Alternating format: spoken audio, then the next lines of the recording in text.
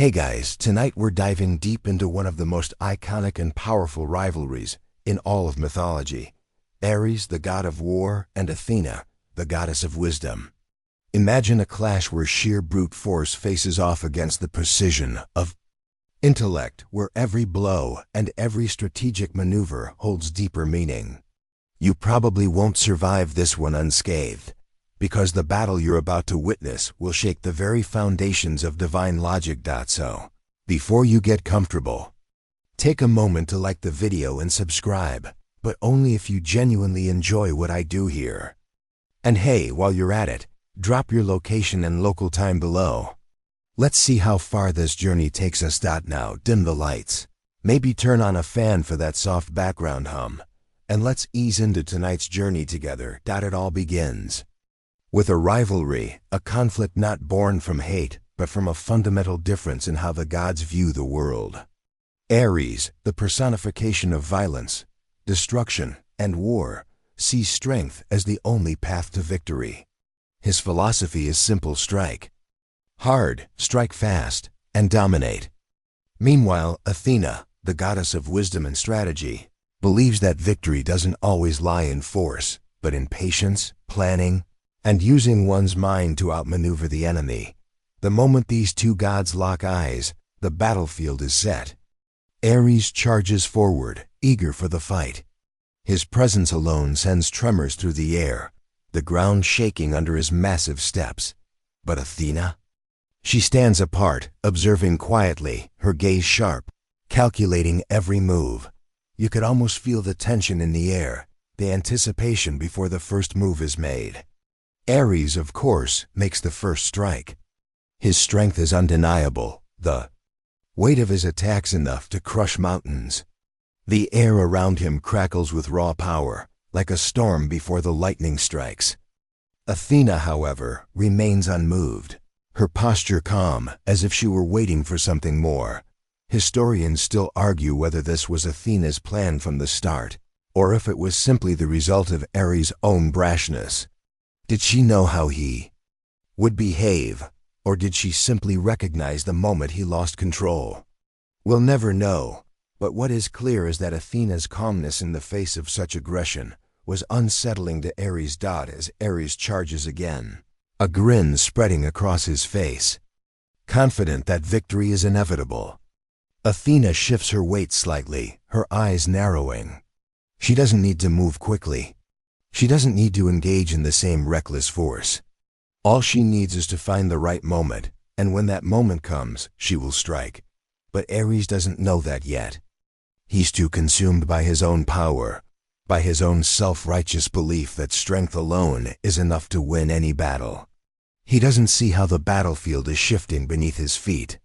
And he certainly doesn't see how Athena's mind is already a few steps ahead, calculating every move, every weakness, waiting for him to make a mistake. The clash of these two deities is about more than just physical strength.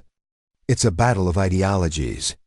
Ares believes in the primal force of nature, aggression, dominance, and the pure will to survive.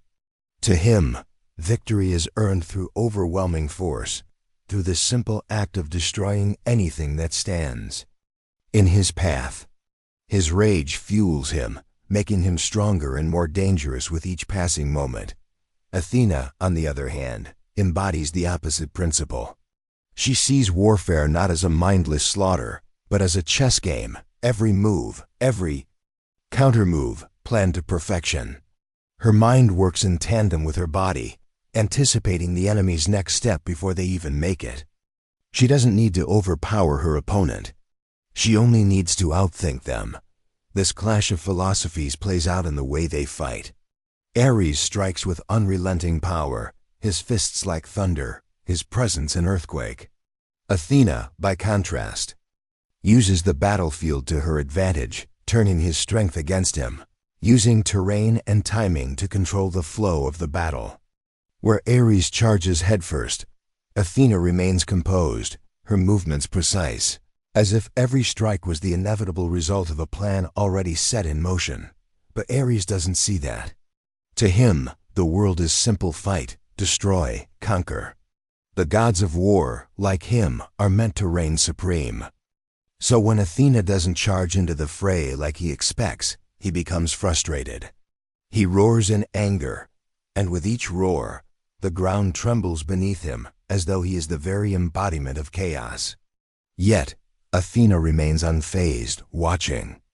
As he exhausts himself with each futile attack, Ares doesn't understand her approach. He cannot fathom why she isn't engaging him directly. He strikes again, aiming for her head, but Athena sidesteps with a fluid grace that only reinforces his anger. He doesn't know it yet, but each misstep he takes is one step closer to his defeat. His pride blinds him, and his desire for a quick victory clouds his judgment. What Ares fails to recognize is that Athena is playing a much longer game than he can comprehend. While he burns with rage, she watches for opening small mistakes that will allow her to tip the scales in her favor. She has patience on her side, something Ares lacks. It's as if he's already given her the victory, and all she needs to do now is take it. Historians still debate whether Ares' impulsiveness was his greatest strength or his ultimate downfall. Some argue that his fire and fury are what make him a force to be reckoned with, while others claim that his inability to think beyond his emotions is what led to his defeat time and time again.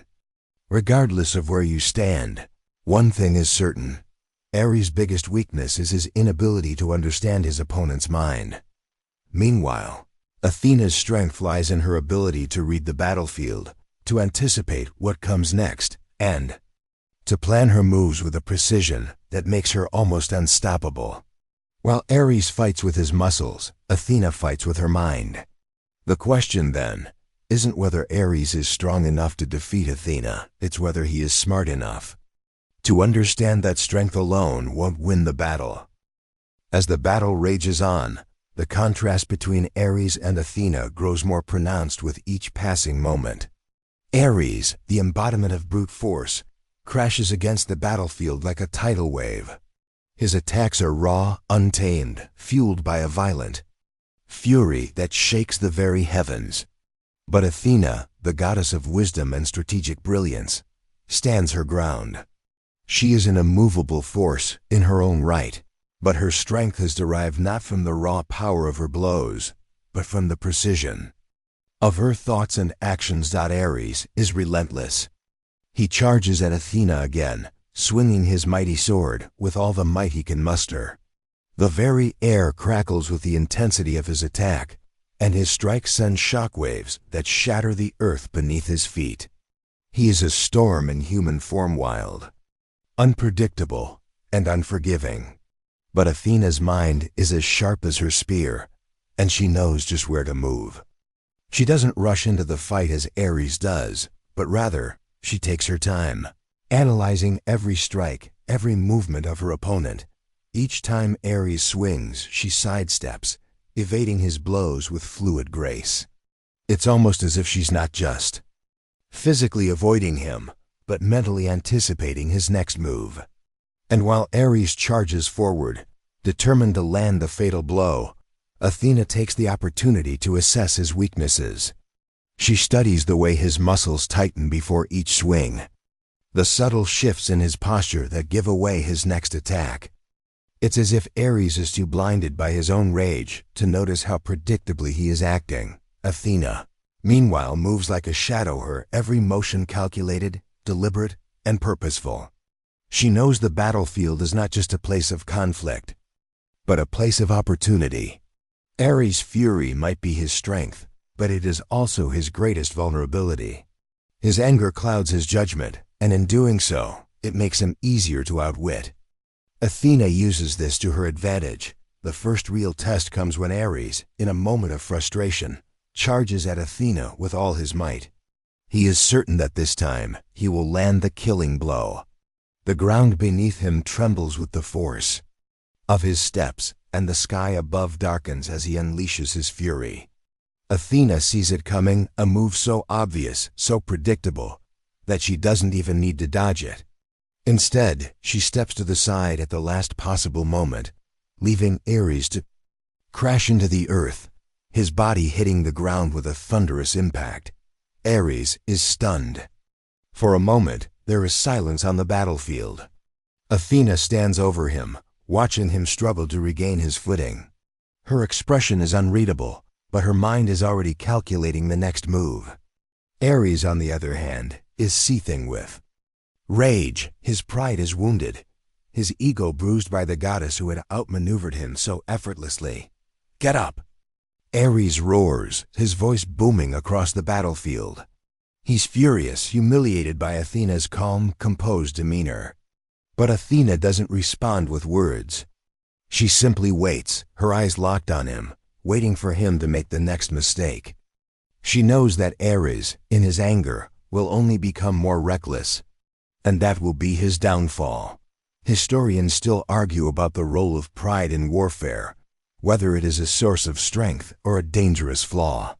Some say that pride fuels a warrior's desire to fight harder, to push themselves beyond their limits. Others believe that pride blinds them to their own weaknesses, leading them into dangerous situations. In Ares' case, his pride is both his strength and his greatest vulnerability. He cannot see past his own anger, cannot understand that Athena's victory lies not in overpowering him physically, but in outthinking him at every turn. Ares finally pulls himself to his feet, his eyes blazing with fury. He is determined to crush Athena, to prove that he is the superior god. But Athena remains unfazed. She doesn't need to speak, doesn't need to taunt him. She simply stands there, ready for whatever comes next. And when Ares charges once more, her movements are as calculated and precise as ever. She sidesteps, once again avoiding his blow, and this time, she strikes back with a sharp, calculated jab to his side. The blow isn't fatal, but it is enough to send Ares stumbling back, gasping for breath. He's beginning to realize, albeit too late, that his strength alone will not win this battle. He's being outsmarted, outmaneuvered, and outclassed by Athena's wisdom. His fury, once his greatest asset, is now a liability, making him slow and predictable. Athena, on the other hand, remains calm, poised, and in control. But Ares is not one to give up easily. His rage burns hotter than ever, and he presses forward, determined to land a blow that will end the fight once and for all. He doesn't care about strategy anymore. He's consumed by the need to crush Athena, to prove that his might is unrivaled. But the more he charges, the more he falls into Athena's trap. She baits him, luring him into another mistake, another miscalculation. It's clear now that Ares has underestimated Athena's intellect, just as she has always underestimated the power of raw emotion. The two gods are locked in a battle not just of strength and strategy, but of pride and perception. And in this moment, Athena's calm and calculated approach begins to unravel the very foundation of Ares' rage. Ares' frustration is palpable. Each failed charge leaves him more irate, and with each misstep, his confidence wanes. It's as though the more he tries to defeat Athena with raw power, the more he plays into her hands. He feels the sting of humiliation at the back of his mind, a whisper that urges him to charge faster, strike harder, to prove that he's the superior god. That strength alone will ultimately prevail. But the more Ares pushes forward, the more Athena's strategy becomes clearer. She's not just defeating him physically, but mentally. The battlefield around them is alive with chaos. The gods and warriors watching from the sidelines, eager for the outcome of this divine clash. Athena's quiet composure stands in stark contrast to the explosive energy Ares unleashes. The onlookers, even the other gods, begin to murmur among themselves. They know that this battle is more than just a test of physical might. It's a test of the gods' very philosophies, of the clash between mind and muscle, of intellect versus instinct. Some gods start to question if brute force truly holds the upper hand in every conflict. But Ares, proud, defiant, and unrelenting, doesn't back down. He grits his teeth, sweat dripping from his brow, his muscles bulging with each mighty swing. His blows are like thunder, deafening and powerful, but they are wild. They strike with intensity, but there's no calculation behind them, no artistry, just fury. And Athena, like a masterful tactician, dodges and weaves, barely breaking a sweat as she moves with precision, waiting for the perfect moment to exploit Ares' every mistake. There's a moment when the gods around them watch as Ares lunges forward one last time. His sword is raised high, and the force behind his strike is enough to tear the very sky apart. This time, however, Athena does not sidestep. She stands firm, her eyes steady, focused entirely on Ares. It's almost as if she's daring him to strike. Her spear, gleaming like silver light, is poised and ready. In that instant, Ares doesn't just see a goddess standing before him, he sees the very embodiment of everything he spent his life fighting against: intelligence, wisdom, patience, and calm. It's a realization that hits him like a bolt of lightning, but it's too late to change his course. His sword comes crashing down, faster than any warrior could react. But Athena's spear strikes first. It's not a grand destructive blow, it's a subtle one. Athena's spear meets Ares' sword, but not in a battle of raw power. Instead, she uses the angle of her strike to deflect his weapon, sending his sword skidding across the ground, useless. Ares stumbles forward, his momentum carrying him past Athena. For the first time in this battle, Ares is vulnerable. Athena doesn't waste a moment. She steps forward, her hand reaching out to catch him as he falls. Ares looks up, gasping for breath. The power of his rage has been spent, and now he's face to face with his own exhaustion. But Athena, despite her previous calm, looks down at him with an unreadable expression. There's no joy in her gaze, no satisfaction at his fall. She knows the fight isn't won through physical force, but through understanding. She's already won. Ares' pride is shattered. His perception of warfare is forever altered. Athena doesn't need to finish him off physically. She's already defeated him mentally and emotionally. Her victory isn't in how many blows she landed, but in how thoroughly she outwitted him, outmaneuvered him, and ultimately outsmarted him. And in this realization, Ares understands the true nature of defeat. It's said that Athena's intelligence lies not in how she outsmarts others, but in how she understands her enemies.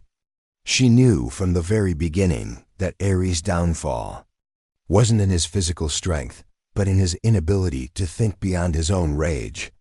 She had seen it from the start, the way he let his emotions drive him, the way his arrogance prevented him from recognizing his opponent's strengths. But there's something more in Athena's eyes as she watches Ares struggle to rise. There's no hate. There's no gloating. There's simply the quiet wisdom that comes from understanding how to turn an enemy's weaknesses into their own undoing. Athena knows that Ares' defeat isn't something to celebrate. It's a harsh lesson, one that will haunt him long after the battle ends. In that fleeting moment of vulnerability, Ares begins to understand what he could never before comprehend. There's more to victory than strength. And there's more to war than simply crushing your opponent underfoot. Athena's victory wasn't about physical domination. It was about mental superiority, about knowing your enemy so well that you can turn their strengths into their greatest flaws. It's about patience, timing, and understanding that sometimes the greatest strength is knowing when to step back and let your enemy wear themselves out. Ares rises slowly, his pride battered, his mind churning with the weight of his loss. For the first time, he sees the value in Athena's approach. It's a lesson learned the hard way, but it's a lesson that will stay with him. He looks at Athena, and though his gaze is still filled with defiance, there's something else there to respect. Historians often debate what separates a great warrior from a truly strategic god.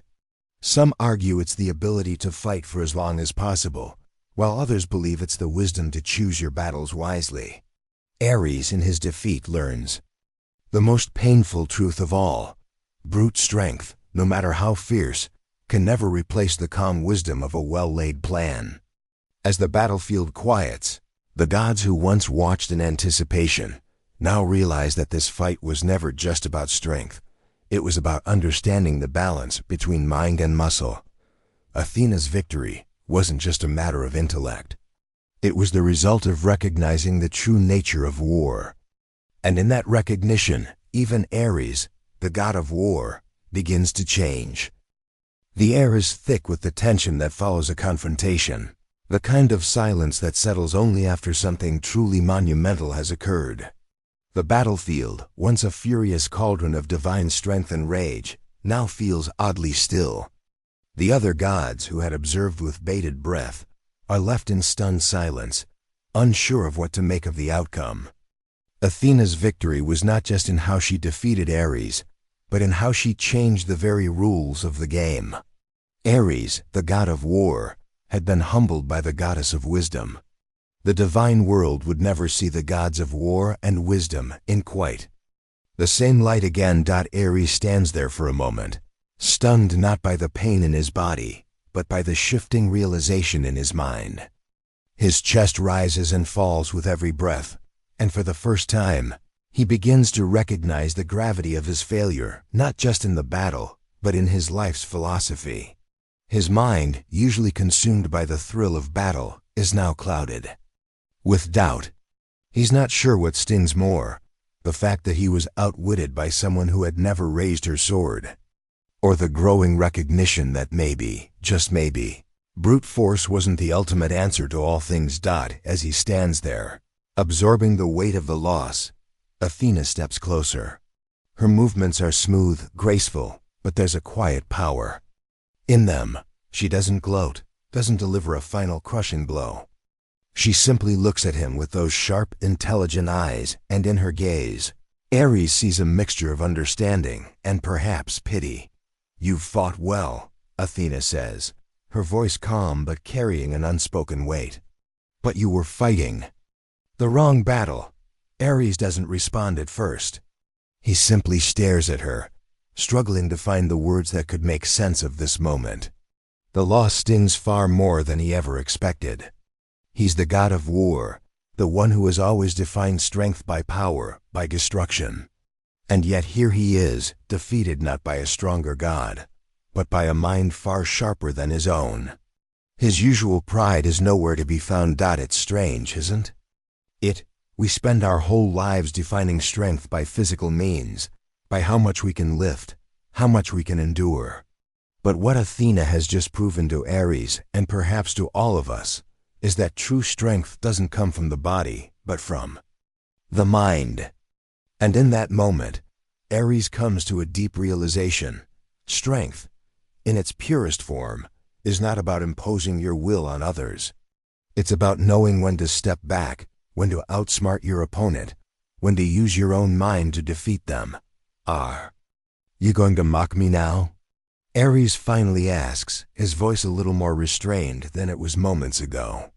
There's still bitterness in his tone, but there's something more underneath it, an understanding perhaps. "No," Athena replies, simply her gaze softening. "You were simply blinded by your own belief in physical power. It's not your fault. But you must learn from this. There is more to war than what you see in the moment. There is a deeper strategy. And yes, sometimes strength is necessary, but it should never be the only tool you use." For a long moment, Ares says nothing. He simply looks down at the ground, the weight of Athena's words sinking in. It's not an easy pill to swallow, but it's one that he knows he must accept. He has always prided himself on being a force of nature, a storm that no one could stop, a hammer that smashes everything in its path. But now, in the wake of his defeat, he feels as if that very strength is a weakness. The gods of Olympus, it seems, are not defined by their power alone. There is something more beneath the surface, something that Ares had never considered. "I've always believed in fighting with all my strength," Ares finally says, his voice quieter now, almost contemplative. "But I see now that strength alone is not enough. It's not just about breaking things. It's about knowing what to protect and when to step aside. There's more to this than I've understood." Athena nods, her expression thoughtful. Exactly. It's about balance. About knowing when to strike and when to wait. You, Aries, are a god of war, but war is not just about brute force. It's about understanding your opponent, understanding the battlefield. It's about knowing how to win, not just how to fight. Aries feels something shift within him. It's not a sudden change, not an immediate transformation, but a slow, steady understanding that begins to grow inside him. He had always believed that his strength was what made him invincible, that it defined his identity as a god. But Athena's words, her actions, her entire approach to the battle, have shown him that there's more to existence than physical might. For the first time, Aries considers a different approach. Perhaps, after all, it isn't just about the fight. Perhaps it's about the mind. Perhaps there is wisdom to be found in the calmness, in the patience, in the thoughtful preparation. Perhaps even for a god of war, there's more to learn. We'll remember this lesson, Aries says finally, looking up at Athena. His voice, while still tinged with pride, carries a new understanding. I will not forget this. Athena smiles faintly, and there's a warmth in her expression that Aries has never seen before. I'm glad to hear that, Aries, and remember, strength alone can win battles, but wisdom wins wars. As Aries stands there, his body still aching from the battle, he knows this fight isn't over, not in the way he thought. This battle has opened his eyes to something much deeper than any physical conflict. And though he has been defeated, he knows that this loss will shape him in ways his victories never could. Athena watches as he turns and walks away, his posture still proud, but tempered now with humility. In time, Aries will learn to balance his raw strength with the wisdom of the mind. And perhaps, just maybe, that will make him a true god of war. Historians still argue whether Aries' defeat marked the beginning of his true evolution, or if it was simply a moment of vulnerability in a long line of victories. But one thing is certain. Athena's victory over Aries was not just a victory of the mind, it was a victory for all of Olympus. It proved that sometimes intellect, patience, and strategy are the greatest weapons a god or anyone can wield. Aries walks away from the battlefield, his steps heavier now, not just with the weight of his loss, but with the realization that his entire worldview has shifted. The gods around him, who had once looked upon him with reverence, now view him with a new understanding. His reputation as the unstoppable force of nature has been shaken. His pride, once a shield that he wore with invincibility, now feels like a burden. For Aries, the god of war, there's no greater challenge than facing the truth of his own limitations. Yet, for Athena, the battle is far from over. While the immediate confrontation has ended, the implications of her victory extend far beyond the physical struggle. Her victory was not just about defeating Ares, it was about challenging an entire ideology, about showing that strength is not a one-dimensional concept. Athena had proven that war is not only about fighting, it's about understanding, foresight, and wisdom. She hadn't just outsmarted Ares. She had redefined the very nature of conflict. In the aftermath, Athena stands alone on the battlefield. Her spear lowered, but her mind still racing. The gods who had watched the battle are slowly dispersing, their whispers filling the air. They speak not of Ares' defeat, but of Athena's brilliance, of her ability to see through the storm of war and emerge victorious. Yet Athena doesn't bask in the glory. Instead, she reflects on what this victory truly means, not for her, but for all of Olympus. Athena's thoughts are interrupted by the approach of her father, Zeus. His expression is unreadable, but there's something in his eyes, a mix of admiration and something more complex. Zeus has always been the ruler of the gods, the one who holds ultimate authority. But in Athena's eyes, he knows that this battle is not just about power. It's about understanding the true nature of war. Well fought, my daughter, Zeus says, his voice low and steady. But do you think Ares will learn from this? Athena hesitates for a moment, considering her father's question. Ares is proud, and pride is a dangerous thing. But Athena is wise enough to know that change, especially for someone like Ares, doesn't come overnight. She doesn't know if Ares will truly learn from this defeat, but she believes that the seed has been planted. In time, perhaps, he will come to see that there is more to war than just strength. I think he will, Athena replies, her voice calm and measured. Ares' pride is his greatest strength and his greatest weakness.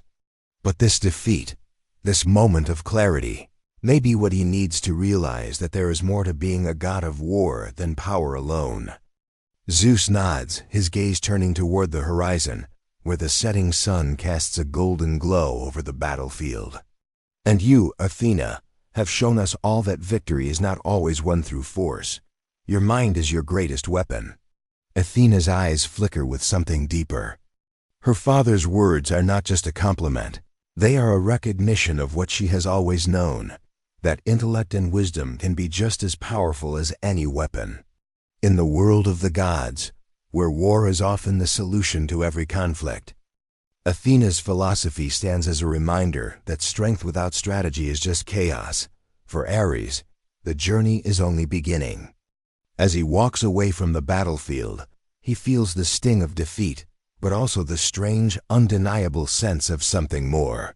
He doesn't yet fully understand the lessons that Athena has taught him, but there's a part of him deep down that knows he cannot continue to fight the same way.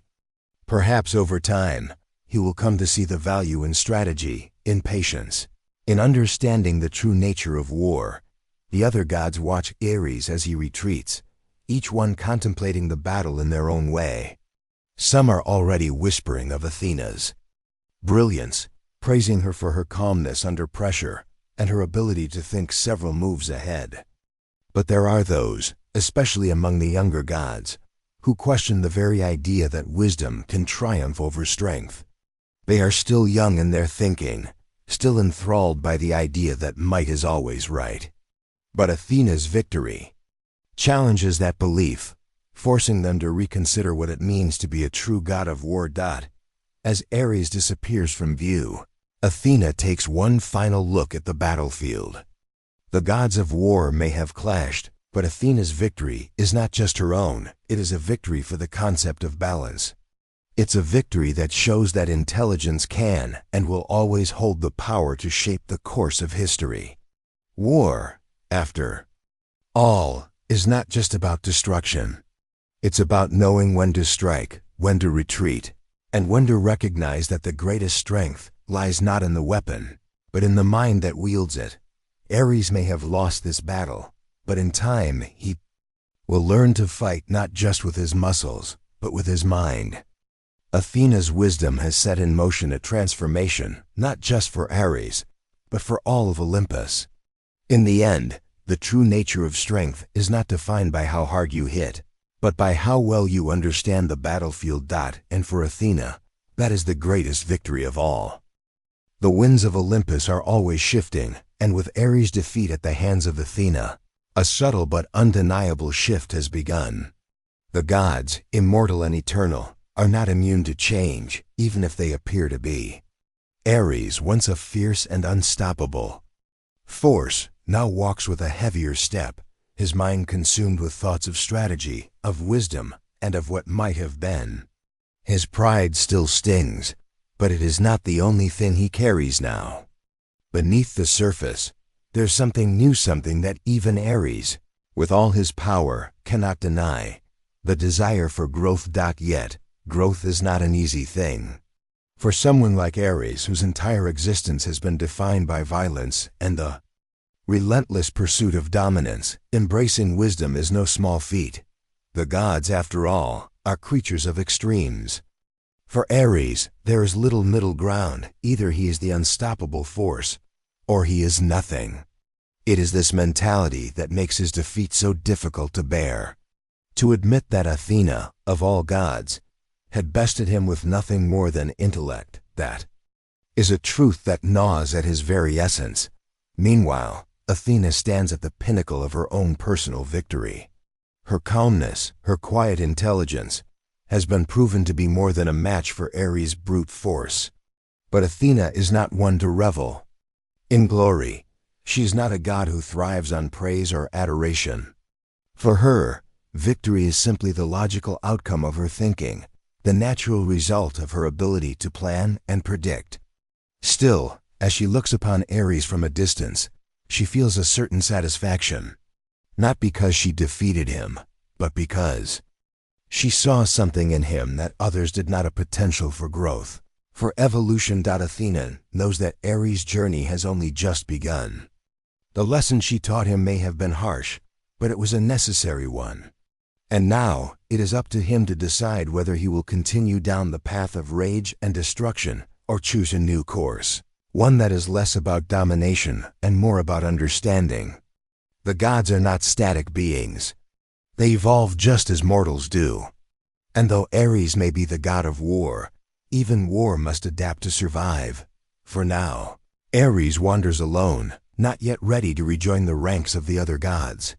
He is deep in thought, his mind racing with the possibilities. Could he change? Could he learn to balance his power with wisdom, as Athena had shown him?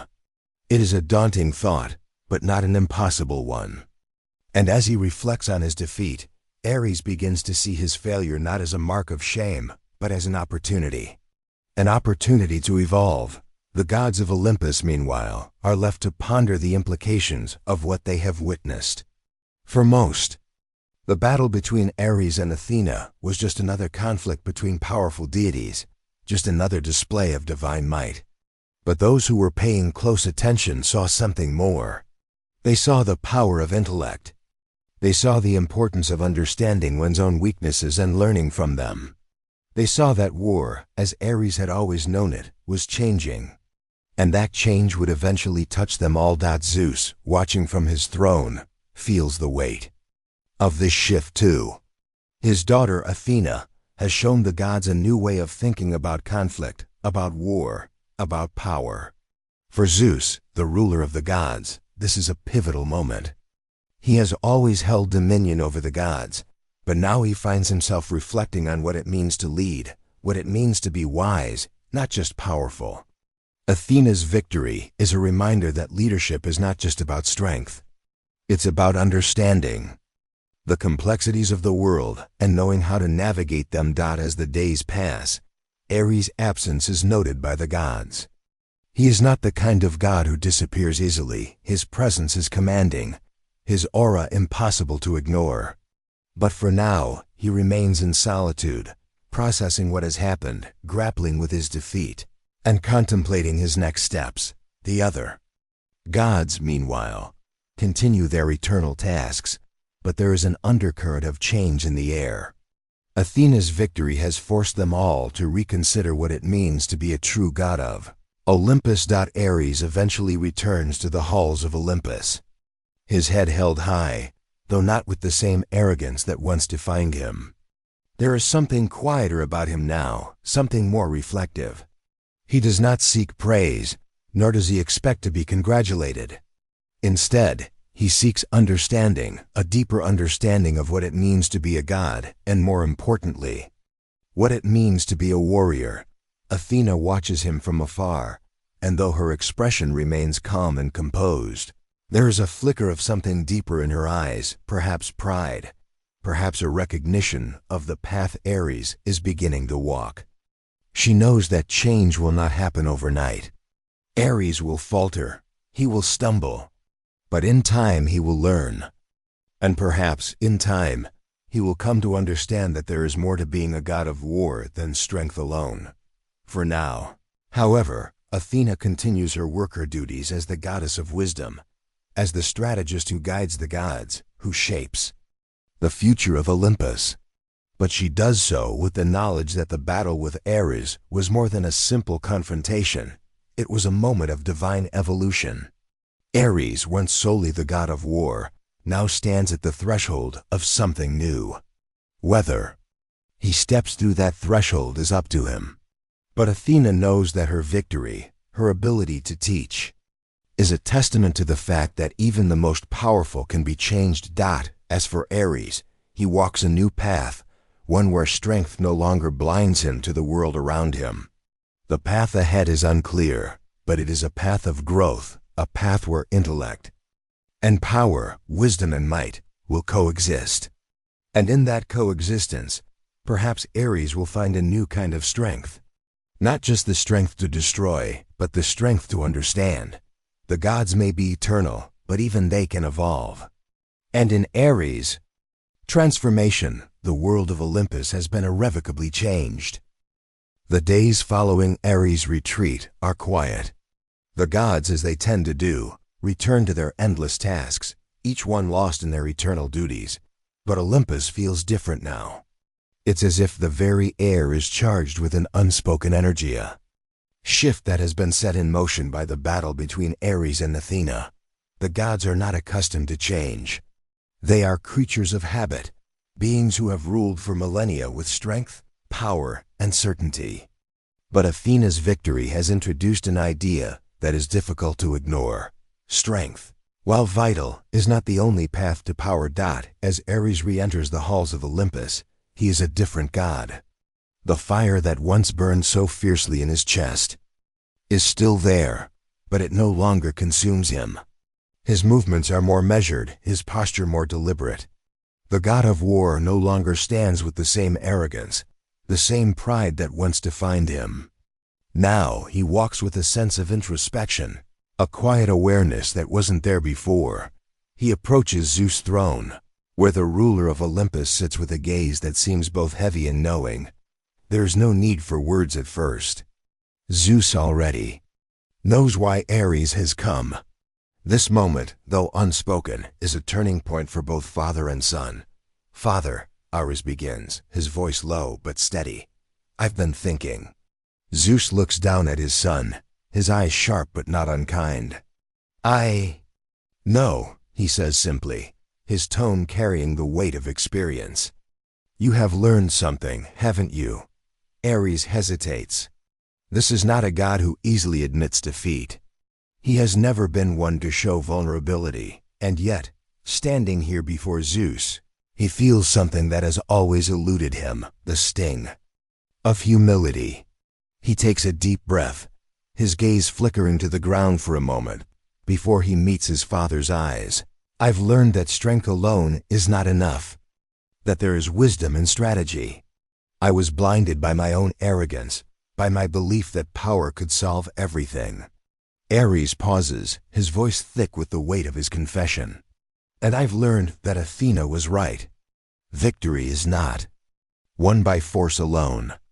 Zeus listens quietly, his expression unreadable, but there is something in his eyes, a flicker of approval, perhaps, or recognition. Ares has always been the god who acted on instinct, the one who charged into battle without hesitation. But now the god of war is learning that war is not just about charging into the fray, it's about knowing when to fight, how to fight, and most importantly, when to retreat.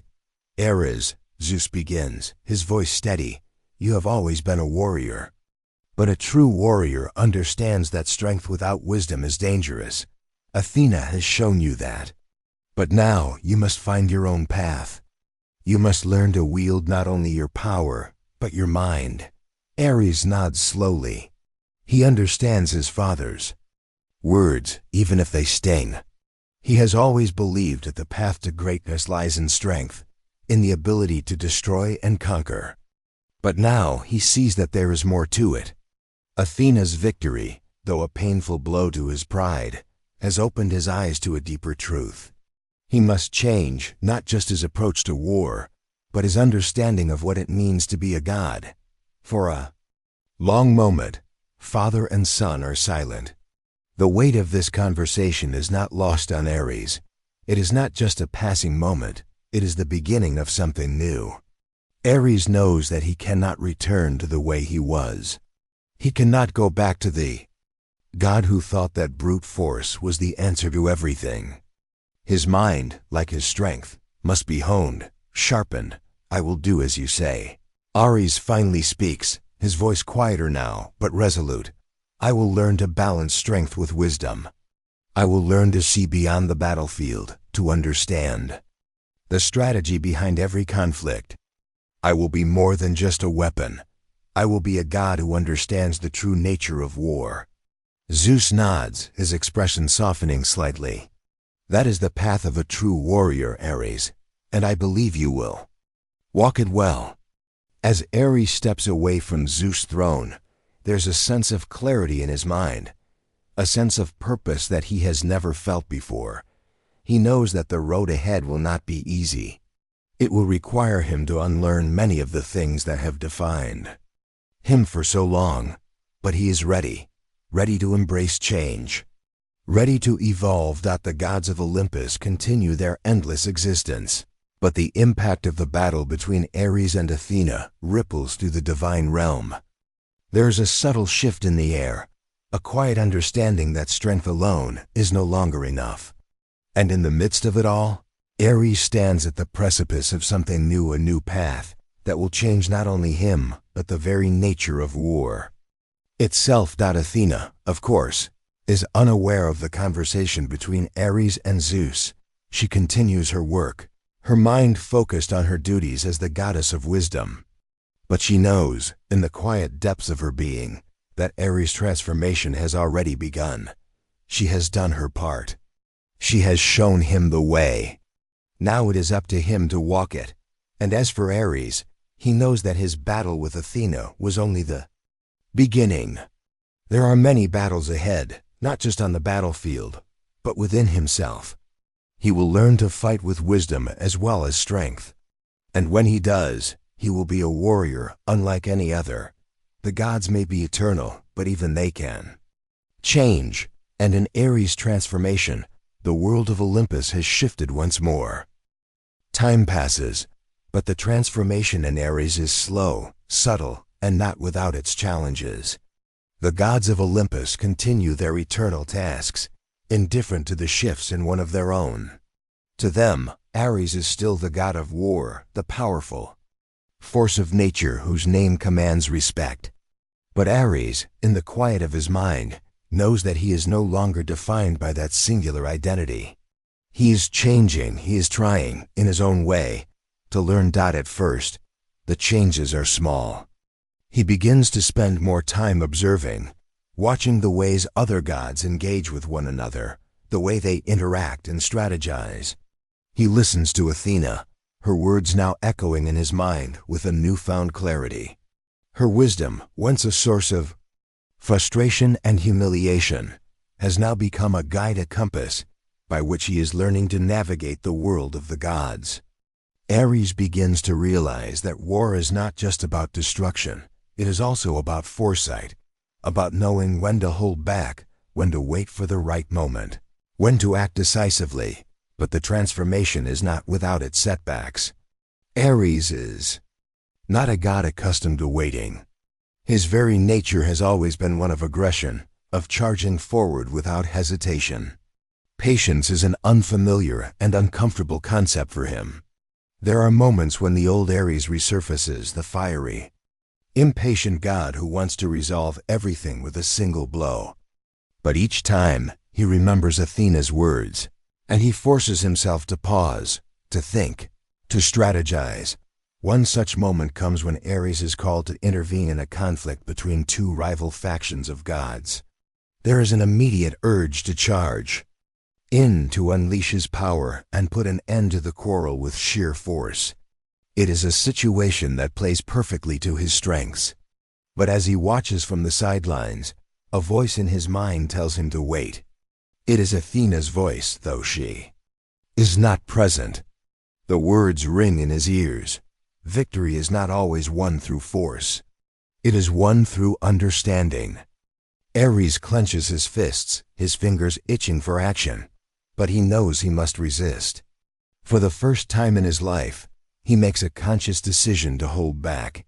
Instead of charging into battle, he steps forward and speaks to the feuding gods, offering a solution that does not involve violence. It is a strategy, a calculated move to bring peace without bloodshed. The gods, taken aback by Ares' sudden change in approach, listen. And to his surprise, the conflict begins to settle. The factions agree to a truce, and the situation is resolved without a single strike being dealt. it is a small victory. But to Aries, it is a moment of profound realization. He sees that war is not just about destruction, but about negotiation, about diplomacy, about finding the right solution at the right time.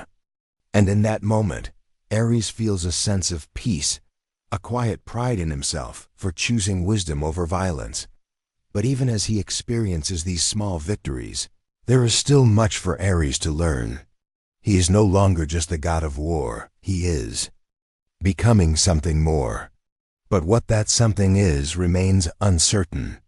The road ahead is long, and there are many battles to be fought, both on the battlefield and within himself. Athena, meanwhile, continues her work as the goddess of wisdom. Her mind always focused on the greater picture. She knows that Aries' journey is not over. She knows that change takes time and that Aries, despite his progress, still has much to learn.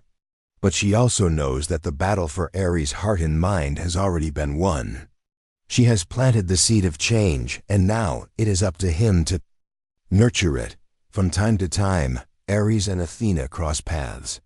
They no longer engage in the battles of old, those fiery clashes of might and intellect. Instead, there's a quiet mutual respect between them. Athena offers Aries a word of guidance now and then, but she no longer needs to push him. He has begun to see the world through her eyes, and though he is not yet perfect, he is on the path to becoming a wiser god, one who understands that true power lies not in domination, but in balance. Aries continues to work on his transformation, learning to wield his strength not just with his fists, but with his mind. There are still moments when the old Aries resurfaces, when his anger flares and his desire for violence takes hold. But each time he forces himself to step back, to think, to ask the question that Athena taught him: what is the true path to victory? And so, Aries walks the fine line between strength and wisdom, between destruction and diplomacy. He is a god of war, but now he is also a god of strategy, a god of understanding. The two aspects of his being are no longer in conflict.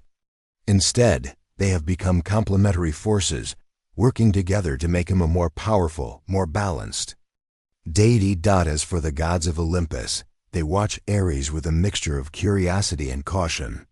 They know that Aries' transformation is not yet complete, but they also know that the changes they have seen in him are profound. The god of war is no longer just a mindless force of nature. He is becoming a god who understands the complexity of war, who understands the value of intellect and foresight. Aries' journey is far from over. There will be moments of doubt, of frustration, and of failure. But as he continues to evolve, he knows that he is no longer bound by the limitations of his former self. He is becoming a new kind of god, a god who wields power not just with strength, but with wisdom. And in that balance, he will find the true meaning of victory. Aries' transformation, though slow, has not gone unnoticed. His once dominant presence on the battlefield, where his roaring charges struck fear into the hearts of all who stood in his way, is now tempered with a quiet introspection. The gods of Olympus, long accustomed to seeing him as the embodiment of sheer force, are beginning to see a different side to their fellow deity. Aries, though still the god of war, is no longer the reckless, impulsive god he once was. He is evolving, learning, and adapting, and in doing so, he is challenging everything the gods thought they knew about the nature of strength. But this change comes with its own challenges. Aries still struggles with the balance between his physical might and the intellectual path Athena has shown him. There are times when the old familiar urge to charge into battle overwhelms him. In those moments, he feels the familiar pulse of rage and power in his veins, calling him to action. It is in these moments that Aries must fight the hardest, not against his enemies, but against himself. One such moment arises when a conflict breaks out between two factions of gods over a matter of divine honor. The two sides are locked in. Bitter standoff, both refusing to yield. The old Aries would have seen this as the perfect opportunity to unleash his full strength. He would have charged in, swinging his sword with all the fury of a storm, and crushed his opponents into submission. It is what he has always done, but this time Ares pauses. He watches the unfolding conflict, his instincts screaming at him to take action, to fight, to win. But then, like a whisper in the back of his mind, Athena's voice echoes in his thoughts. What is the true path to victory? The question lingers, forcing Ares to rethink his approach. He can feel the old desire for violence rising, but he knows that this time he must choose differently. Instead of charging into the fray, Ares steps forward, not with a weapon drawn, but with words. He speaks to the feuding gods, his voice calm but firm. He calls for a resolution, a way to settle the conflict without bloodshed. The gods, taken aback by his sudden change in demeanor, listen. And to his surprise, the discussion begins to shift. Ares, once the god who sought only to dominate, now uses his voice to mediate, to negotiate, and ultimately to find a solution that satisfies both sides. The gods, unsure of what to make of this new Ares, are left in stunned silence. The god of war, who had once been known only for his brutal might, has now used his intellect to bring peace. Ares, for the first time, feels a sense of pride that is not born from violence, but from diplomacy. The situation is resolved without a single blow being struck, and the gods are left with the lingering question: is this truly the same Ares they had once known? Athena, watching from a distance, feels a quiet sense of satisfaction. She knew this moment would come, though she had never been certain when. She had planted the seed of change in Ares, but she knew it would take time for him to fully embrace it. Now, as she watches him stand tall in the aftermath of the conflict, she realizes that her faith in him was not misplaced. Ares has learned to wield not only his strength but his wisdom, and in doing so, he has become something more than just the god of war. He has become a god who understands the true cost of conflict. In the days that follow, Ares finds himself reflecting on his actions. The battle that never happened weighs on him, but in a way he never expected. For the first time, Ares feels a sense of peace that comes from choosing the path of wisdom instead of force. It is a quiet victory, one that cannot be measured in the number of enemies slain or the amount of blood spilled. It is a victory that resides in his ability to make a difference without resorting to violence. And yet, the journey is far from complete.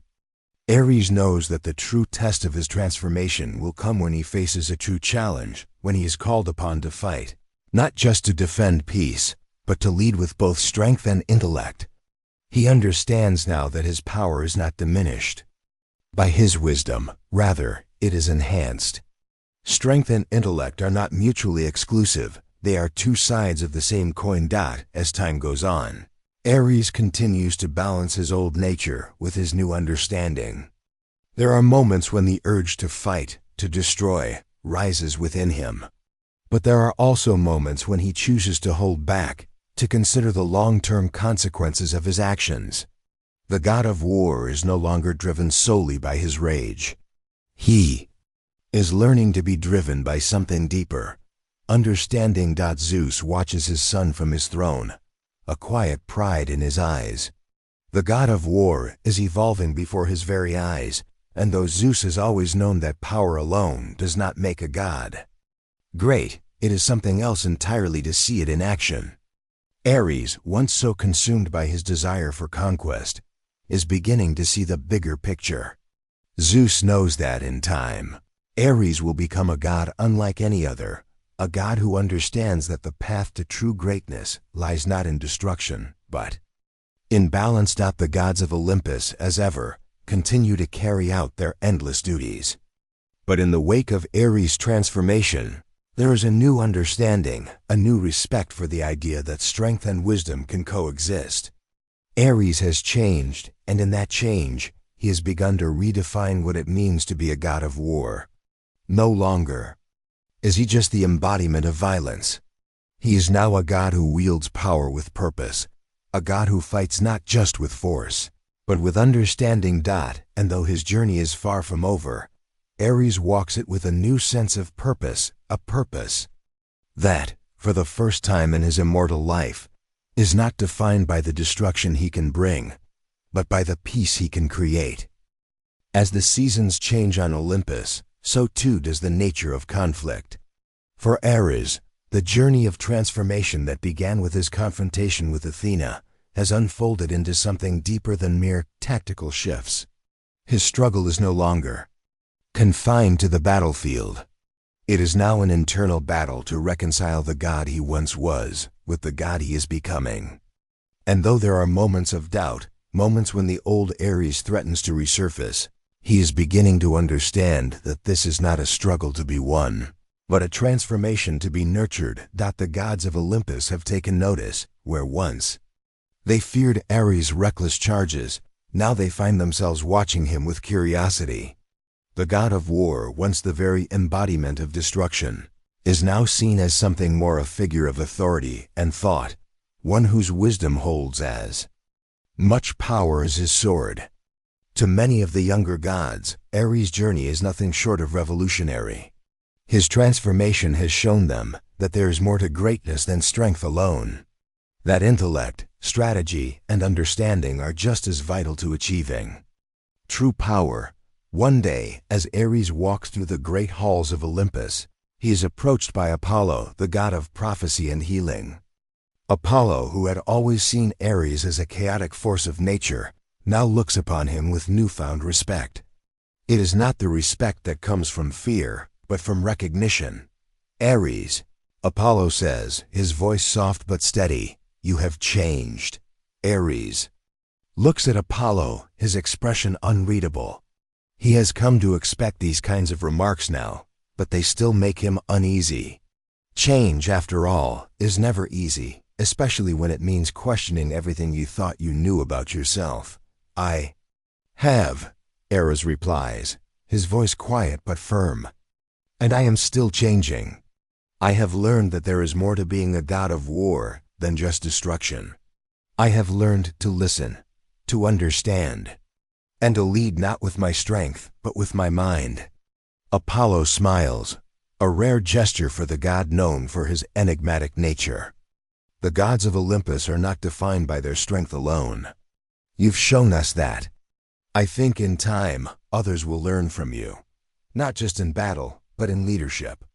Ares nods, his mind turning over Apollo's words. For the first time, he begins to realize that his power is no longer confined to the destruction he can cause, but to the influence he can wield over others. Leadership, as Apollo suggests, is not about issuing commands or dominating others. It is about guiding, about understanding the needs of those you lead, and about making decisions that benefit the whole rather than just the individual.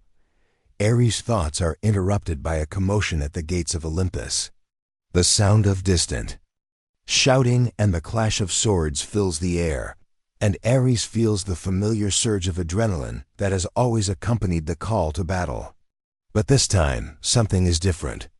Instead of charging headfirst into the fray, he pauses. What is it? Ares asks Apollo, his voice calm despite the rising tension. There is a conflict brewing between two factions of gods. Apollo replies, his gaze distant, as if he already knows the outcome.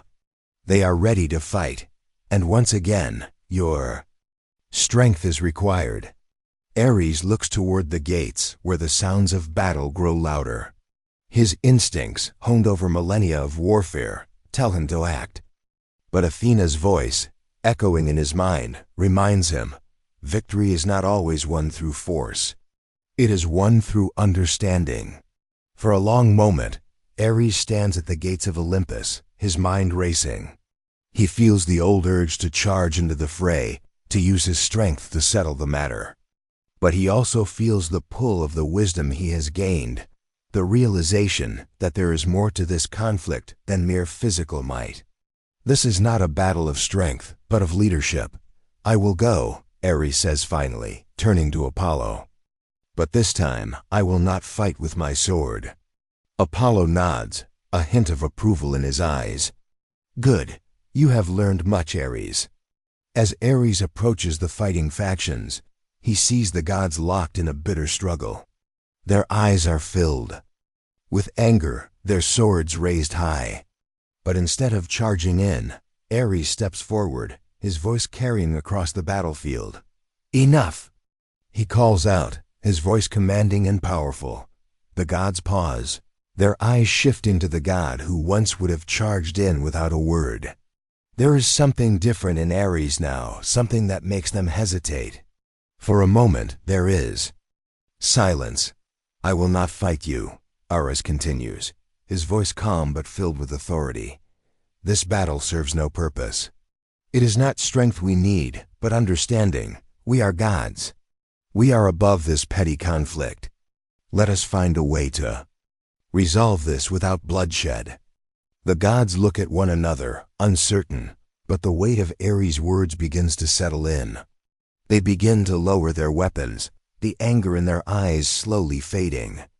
It is a quiet victory, one that cannot be measured in the number of foes defeated, but in the resolution of conflict through wisdom and understanding.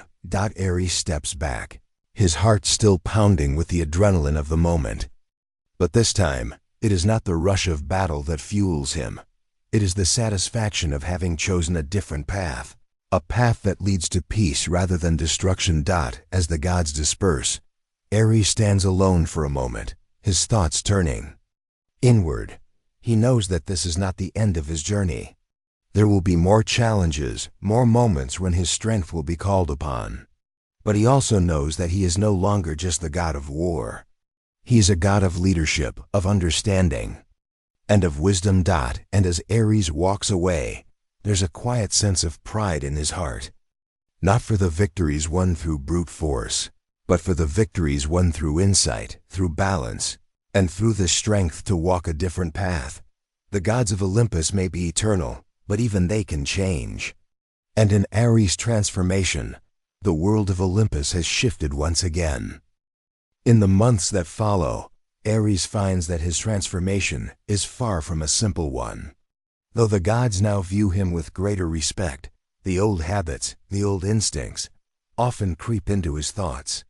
There are moments when his body aches for the rush of battle, when his blood sings for the clash of weapons and the thunderous roar of war. Yet, even in those moments, he can't ignore the quiet voice inside of him, the one that has been shaped by Athena's teachings, urging him to choose a different path. This internal struggle is perhaps Ares' greatest challenge. For centuries, his identity has been built around the idea of war as an art, something pure, something primal. He has always defined himself by the battles he has fought and the wars he has won. But now he is confronted with the truth that victory is not solely earned through combat. It is earned through the wisdom to know when not to fight, when to negotiate, when to use intellect over brute strength. It is during one of these moments of inner conflict that Ares receives a summons from Zeus.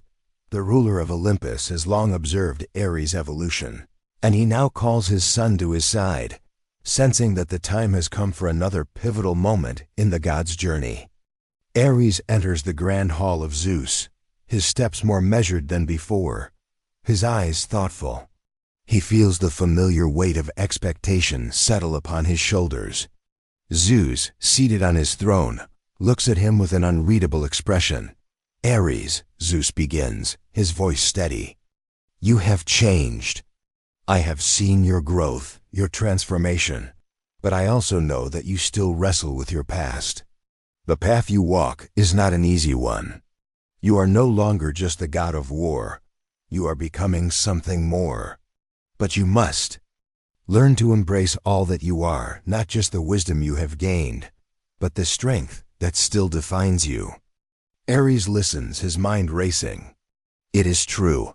He has learned much from Athena, and in doing so, he has found a new understanding of himself.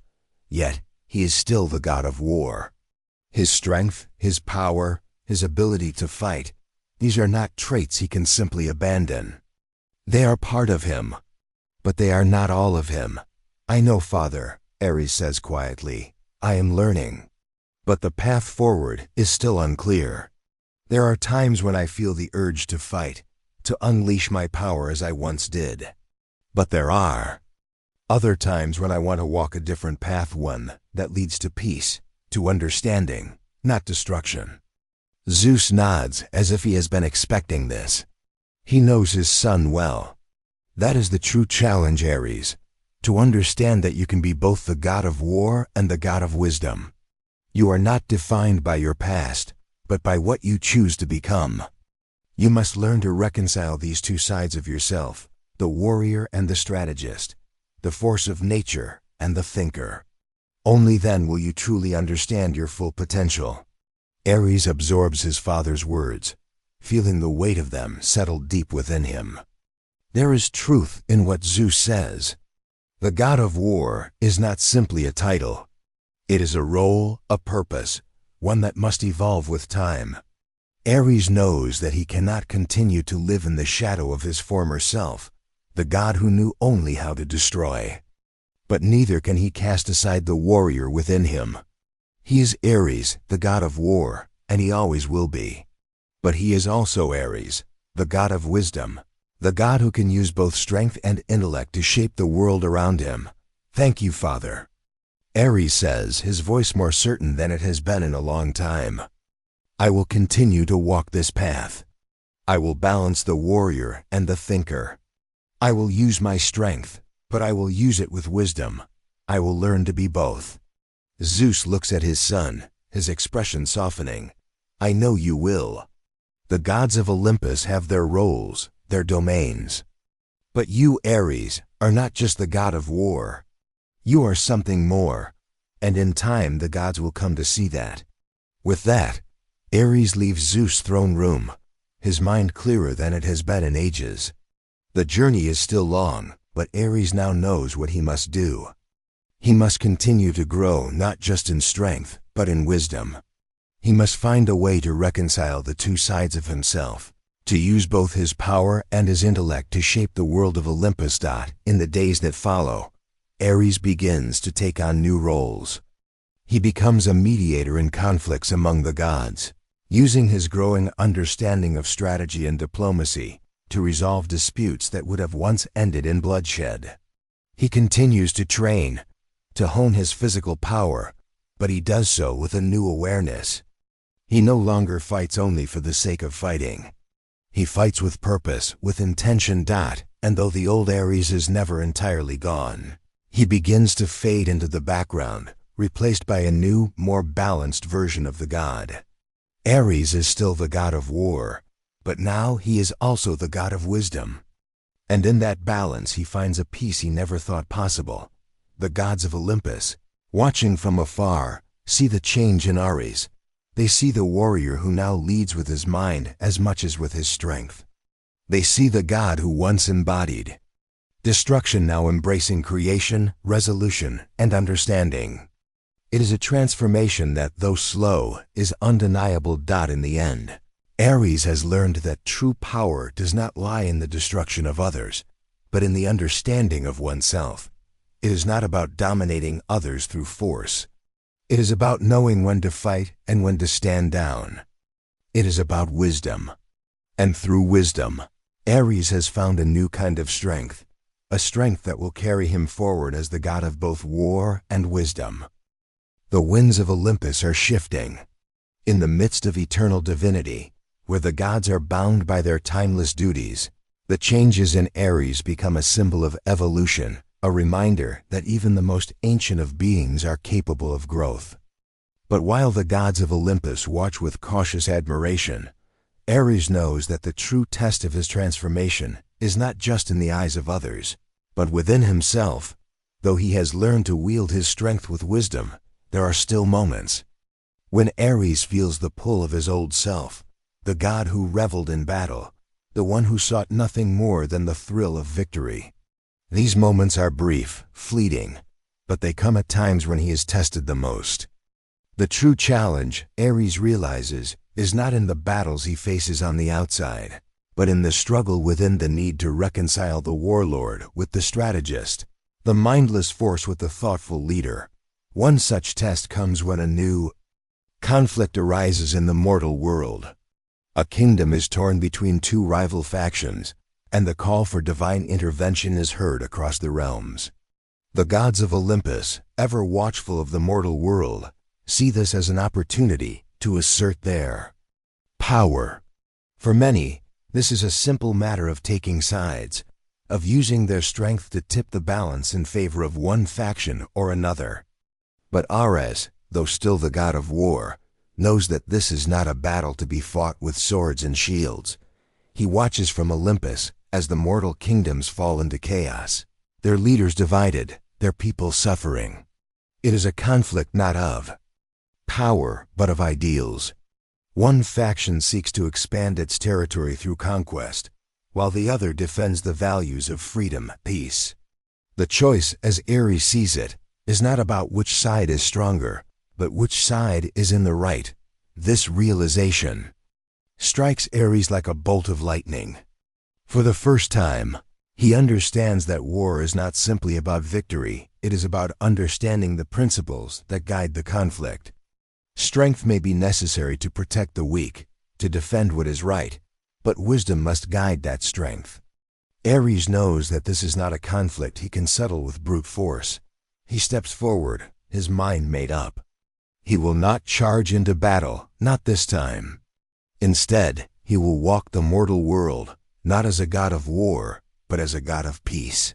He will intervene in this conflict, not through violence, but through negotiation. The gods of Olympus, as always, are divided. Some argue that Ares is losing his edge, that he has become too soft, too focused on diplomacy. Others, like Athena, recognize the power in his decision. This, she knows, is the true test of his growth. It is one thing to wield wisdom on a battlefield, but it is another entirely to use that wisdom to end a conflict before it even begins. Ares descends to the mortal world, his form invisible to all but the warring factions. He watches from the shadows as the two sides prepare for an all-out war. The soldiers march, the leaders shout commands, and the people brace themselves for the bloodshed that is about to come. Ares steps forward, his presence a sudden shock to the tension-filled air. He does not announce himself with a clash of weapons or a roar of battle. Instead he speaks, his voice carrying across the field, clear and commanding. This is not the way. This conflict can be ended without bloodshed. The real battle is not fought with swords, but with understanding. The armies pause, looking to their leaders for guidance. Ares addresses both factions, not as an invincible god of destruction, but as a mediator, a voice of reason. He lays out the consequences of war: devastation, suffering, the destruction of what both sides hold dear. And then he presents a path forward: peace through negotiation, compromise, and mutual respect. That the leaders of the factions, initially hesitant, listen. Ares does not force them into submission. He persuades them with the weight of his wisdom, with the quiet authority that has come to define him. After hours of discussion, the two factions agree to a ceasefire, and a treaty is signed.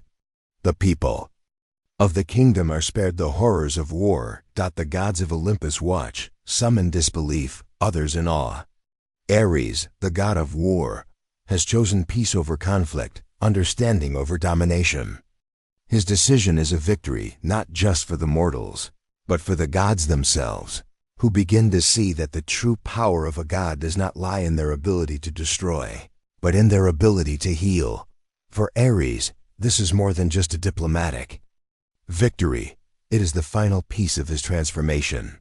He has learned that true strength is not about overpowering others. It is about knowing when not to fight. And in that knowledge, he has become more powerful than he ever was before. As he stands on the battlefield, now quiet and peaceful, Ares feels a sense of fulfillment. This is not the god he was, but it is the god he has become. The warrior and the strategist are no longer in conflict. They are one and the same. The god of war is now the god of wisdom, and in that balance, Ares finds his true power. The gods of Olympus begin to see him in a new light, not just as the god of war, but as a leader, a protector, and a wise figure who understands that the greatest battles are often won without a single blow being struck. And in that realization, Aries knows that his journey is far from over. There are still challenges ahead, but he now walks the path of both war and wisdom, guided by the understanding that true strength is found in balance. As the days pass, the gods of Olympus slowly adjust to the changes in Aries. They watch him not only as a god of strength, but as a figure of wisdom, a god whose insight has earned him a place among the most respected deities in the pantheon. The mortal world, too, feels the reverberations of Aries' transformation. No longer is he the god who embodies war for the sake of conquest. He is now a force of balance, using his knowledge of conflict and his power to guide others towards resolution, not destruction. Despite this newfound respect, Aries knows his work is not finished. The gods still view him through the lens of his past, his legacy as the god of war, the god who once reveled in the chaos of battle. He has proven that he can lead with wisdom, but there are still those who doubt his ability to bring peace. There are still moments when Aries feels the weight of his former self, the god who demanded power and control, and it is in those moments that the road ahead feels uncertain. One such moment arrives when a new threat emerges. It is not a war between gods, but a dispute between the realms of Olympus and the mortal world. A kingdom has fallen into turmoil, its ruler corrupted by greed and cruelty. The people cry out for divine intervention, demanding that the gods restore order and justice. This is a situation where Aries' old instincts would have called for direct action. The warrior in him would have charged forward, ready to strike down the corrupt ruler and free the people through force. But this time, Aries hesitates. He feels the pull of his former self, the god who believed that power could fix everything. But he knows better now. This is not a problem that can be solved with a sword. It is a problem that requires strategy, patience, and understanding. He is not merely a god of war anymore. He is a god of resolution. So, Aries chooses a different path. He approaches the mortal realm not as a conqueror, but as a mediator. He speaks to the ruler, attempting to reach him with the wisdom he has acquired over the years. At first, the ruler is defiant, unwilling to listen to the god who is now seen as more than a warrior, but Aries does not give up. He uses his strength not to intimidate, but to show the ruler the consequences of his actions. Aries reminds him that true power does not come from oppression, but from understanding the needs of others. In the end, the ruler listens. Through Aries' guidance, the kingdom is restored to peace without a single life lost. The people rejoice, not because they have been saved through force, but because they have been given the opportunity to reclaim their world through wisdom and understanding. Aries returns to Olympus, his heart heavy but filled with a quiet pride. He knows that his path has not been easy, but it has been necessary. This victory, this peace, is the culmination of everything he has learned. It is a victory of intellect over destruction, of wisdom over power. But even as he stands tall, Aries understands that this is only one chapter in his ongoing journey. The gods of Olympus, watching from their distant thrones, begin to realize that Aries is no longer the god they once knew. He is something more, something deeper. Where once they had feared him for his ferocity, they now respect him for his wisdom. He is still the god of war, but he is also a god who understands the true cost of conflict. As for Aries, he knows that his journey is not over. There will always be challenges ahead, always more moments of doubt, always more battles to be fought, not in the traditional sense, but within himself. He will continue to wrestle with the tension between his old instincts and his new path. But the one thing that is certain is that he has found his balance. The god of war and the god of wisdom are no longer at odds. They are now one and the same. In the quiet moments, when Aries stands alone in the halls of Olympus, he reflects on how far he has come. He is no longer defined by his power alone. He is defined by the choices he makes, the wisdom he brings to the table, the understanding he shares with others. He is a god who wields power, but he wields it with purpose. The gods of Olympus look upon Ares now with a new understanding. He is no longer the embodiment of chaos and destruction. He is the god who brings peace, who leads with strength and wisdom in equal measure. He is a god who has learned that true victory is not found in domination, but in resolution. And in that knowledge, Ares finds peace. Not just the peace of victory, but the peace that comes from knowing that he has evolved. He has embraced his new identity, and in doing so, he has become more than a god of war. He has become a god of balance, of understanding, of wisdom. The gods of Olympus have seen many changes over the eons, but Ares' transformation stands as a reminder that even the most powerful beings are capable of growth.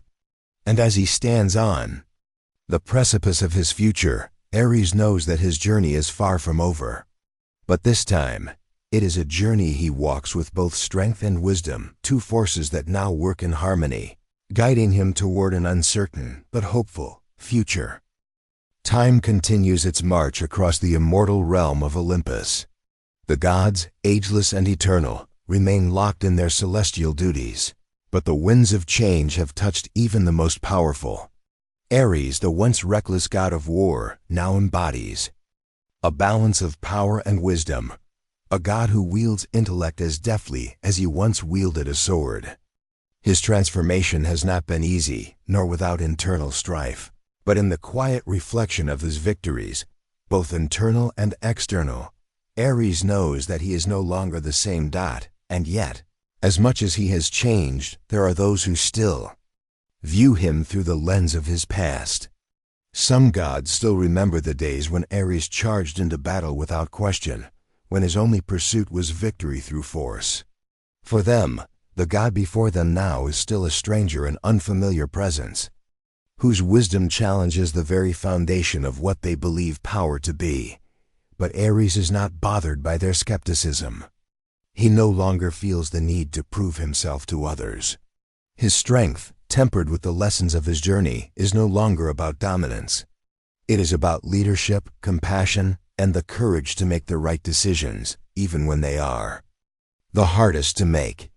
And in this realization, Ares understands something profound, that his true power does not lie in the recognition of others, but in the way he chooses to shape the world around him.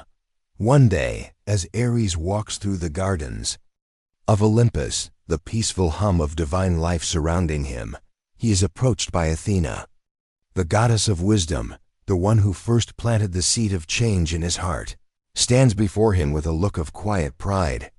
"Ares," she begins, her voice calm, but carrying the weight of understanding. "I've been watching you. You've done well." Ares stops, turning to face her. His expression is thoughtful, and there's a flicker of something gratitude, perhaps. "Thank you, Athena. Your guidance has meant more to me than I can express. I may not have always understood it at the time, but your wisdom has shaped who I am today." Athena's gaze softens. "I always knew you had it in you, Ares. You have always been a warrior, but now you are so much more. You've learned that war is not always about battle. It's about understanding. It's about leading others to peace, even when it seems impossible." Ares smiles, a small, knowing smile. "I couldn't have done it without you. You've shown me that strength without wisdom is nothing more than destruction. And wisdom without strength is fragile. I've learned to balance the two, to make my power count in ways that bring about resolution, not ruin." Athena nods, her eyes gleaming with the quiet satisfaction of knowing that her teachings have taken root in Ares' heart. And that, Ares, is the true meaning of power. You are a god who understands the nature of war, but you also understand the nature of peace. You are a warrior who has learned to fight for something greater than just victory. Ares looks down at the ground for a moment, reflecting on the journey that has brought him here. His mind drifts back to the conflicts he has seen, the battles he has fought, and the wisdom he has gained from each experience. And in that moment, Ares feels a deep sense of contentment, a peace that is not found in the absence of conflict, but in the presence of understanding. There is still much to learn, Ares says, his voice quiet but firm. But I am no longer the god I once was. I've learned that true leadership lies in knowing when to fight and when to listen. I've learned that victory is not about power, it's about the lives we touch, the choices we make, and the peace we bring. Athena smiles, a proud expression on her face. You have grown, Ares, and in your growth, you've become a god who will inspire those who come after you. You've shown them that there is more to war than violence. There is also wisdom, compassion, and the courage to choose a different path. Ares nods, a quiet sense of resolve settling within him. I have learned, Athena, and I will continue to learn. I may be the god of war, but I am also a god who understands the value of peace. I will never forget the lessons I've learned from you and from myself. As Athena turns to leave, her figure fading into the divine glow of Olympus, Ares stands alone in the garden, contemplating the long road that still lies ahead. He knows that the journey of transformation is never truly complete. There will always be more to learn, more battles to face, not with swords, but with decisions that will shape the future. Ares, the god of war and wisdom, knows now that true power does not lie in destruction, but in resolution. It does not lie in domination, but in the ability to lead with strength and understanding. And in that knowledge, Ares feels a peace that he has never known before, a peace that comes not from victory on the battlefield, but from victory over oneself. The gods of Olympus will continue their eternal existence, each with their own purpose, their own role. But for Ares, his journey is no longer defined by his need to conquer. His journey is now defined by his ability to bring balance to the world, by his ability to wield both strength and wisdom with grace. And in that balance, Ares has found a new kind of power, one that will continue to guide him for all eternity. As the years continue to unfold on Olympus, the changes in Ares are no longer subtle. They are a part of his very essence now, woven into the fabric of who he is. No longer just the god of war, Ares has come to embody the balance between force and wisdom, between destruction and creation. The gods who once feared his wrath now look to him for guidance, not just in matters of battle, but in matters of leadership, strategy, and the delicate balance of power. Even the mortal realm, whose troubles Ares had once only addressed through violence, has come to recognize him as a god who can bring about peace. His influence extends beyond Olympus, across the lands where kingdoms tremble in fear of war. They now know that Ares is not merely a god to fear, but one to turn to for counsel, a god who understands that the greatest victories are not those won by force, but by the wisdom to avoid unnecessary conflict. One fateful day, a crisis arises on the mortal plane. A war has begun between two powerful factions, one driven by greed and the other by a desire for justice. It is a war that threatens to consume entire kingdoms and cause immense suffering for the people. Ares watches from Olympus, feeling the old urge to intervene in the conflict. The god of war feels the call to battle, to take sides, to wield his power once more. But now, with wisdom guiding him, he knows that this battle will not be solved through bloodshed. For the first time, Ares steps forward not as a warrior, but as a peacemaker. The path ahead is clear. He must intervene, not with his sword, but with his mind. He has learned from his past battles, from his conversations with Athena, that true strength lies in resolving conflict before it escalates into violence. Ares descends to the mortal realm, not in the form of a warrior clad in armor, but as a god who embodies peace. He approaches the leaders of both factions, speaking not with the authority of a conqueror, but with the wisdom of one who understands the costs of war.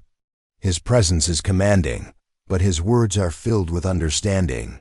The leaders, who once saw Ares as a god of destruction, Now listen to him as a god who seeks a better way. He speaks of the futility of war, of the destruction it brings to both sides, and of the cost of lives lost in the pursuit of power. Ares urges them to find a way to resolve their differences without the need for war, without the need for bloodshed. At first, there is resistance. The factions have long been at odds, their animosity too deep to simply be set aside. But Ares does not give up. He speaks to them not as enemies, but as potential allies. He reminds them of the people they both swore to protect, and he calls on their sense of honor, their sense of duty to the world they govern. Slowly, the walls between them begin to crumble. Slowly, they begin to listen. And in the end, Ares' words prevail. The two factions agree to a ceasefire, and a treaty is signed. The war is averted, and the kingdoms are saved from the suffering that would have followed. The people rejoice, not because they have won a battle, but because they have been spared. The horrors of war. Ares returns to Olympus, his heart filled with a quiet pride. This victory, this peace, is not one that can be measured in the number of enemies slain or the territory gained. It is a victory that exists in the quiet moments of understanding, in the decisions made not to fight, but to listen. Ares knows that this is the greatest kind of power, the power to change the course of events without ever raising a sword. Athena, observing from a distance, smiles with satisfaction. She knows that this victory is the culmination of everything. She has taught Ares. She taught him that wisdom is the key to true power, that understanding is the path to peace. And now, Ares has taken that knowledge and used it to reshape the world, not through violence, but through understanding. The gods of Olympus, watching Ares from afar, know that he is no longer the god they once feared. He is something more now, a god who brings not just war, but also peace. His transformation is complete. No longer just a figure of destruction, Ares is now a god of leadership, a god who understands that the greatest strength is found in balance. Ares walks through the halls of Olympus, his step steady, his heart at peace. He knows that the road ahead will not always be easy, but he is no longer afraid of the challenges that await him. He has learned that true strength is not measured by how many enemies one can defeat, but by how many lives one can touch with wisdom, understanding, and compassion. As Ares stands in the quiet of Olympus, he reflects on his journey. From the reckless god of war to the balanced god of wisdom and strength, he has come a long way. And though his journey is not over, he knows that he has found his true purpose, not as a destroyer, but as a protector, a leader, and a god who seeks to create peace in a world often torn by conflict. The gods of Olympus, once uncertain of Ares' transformation, now see him for who he truly is. Ares is no longer just the god of war. He is the god of understanding, the god who has learned that true strength is not about dominance, but about the courage to make the difficult choice, the choice to bring peace when all others would fight. And in that choice, Ares has found a peace of his own, a peace that comes not from the absence of battle, but from the presence of wisdom. As the years continue to pass, Ares' journey of transformation is complete. He is no longer the same god who once sought to conquer the world through power alone.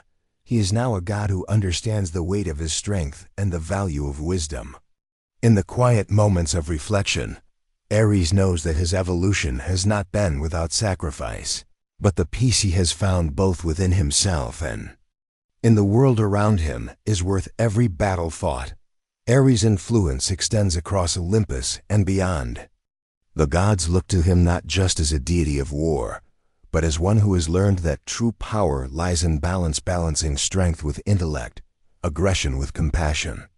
The mortals of the world, once fearful of his wrath, now see him as a protector, a guide, a god who leads with not only his might, but also his understanding. And as Ares stands in the halls of Olympus, reflecting on his journey, he knows that the world he has helped shape is a reflection of the god he has become. He is no longer bound by the limitations of his past. He is now the embodiment of peace forged through wisdom. Aries walks forward, not in the shadow of destruction, but in the light of true leadership. And in that light, he finds peace that lasts beyond the clash of swords.